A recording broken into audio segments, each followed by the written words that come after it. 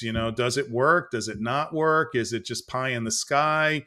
And that I thought could be a really valuable lesson for students to always question what it is you're reading, what you're being told, to not just accept things at face value as the one way of doing things. It's a way of doing things, and it's not always the best way. Especially today, the workplace, it's so diverse, and when you're involved in a diverse workforce and environment, there are people that come at situations with many different ways of thinking about it, based on their cultural backgrounds, their language, where they're from, how they think and process information.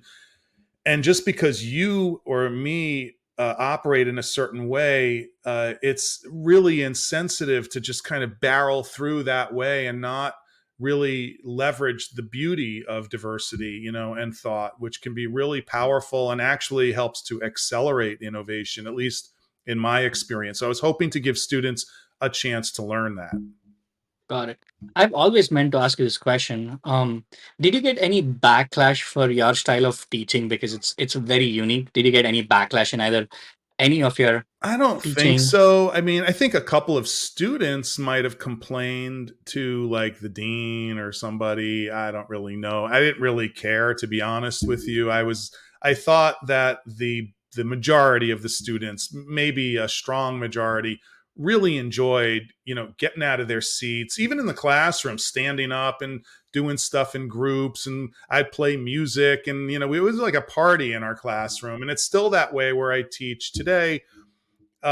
Students are always caught by surprise, like when they come into this classroom and it's got traditional, rows of seats, and I'm playing Tupac Shakur or something like that, and they're like, "What? Who is this white dude with a jacket on?" And it's like there's a disconnection there right out of the gate, But we make it fun, and I think if you make learning fun, people are more open and receptive to learning. But I will tell you this, Raghu. I will say that I struggled a couple of times with whether or not I wanted to continue as an educator early on, with a lot of the bureaucracy that I was dealing with.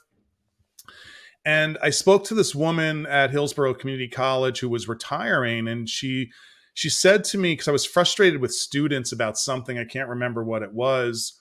And she said to me, Andy, students will often not remember what you taught them, but they'll always remember what you did for them. And you do a lot for students, and you're really helping to change the lives of many people.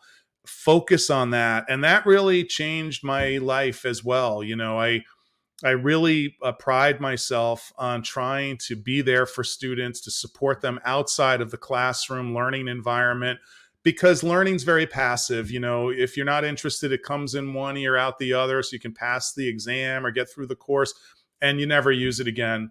But if somebody changes your life and is there for you, and we've maintained our relationship virtually through texting, you check in with me periodically, it's beautiful and it's great.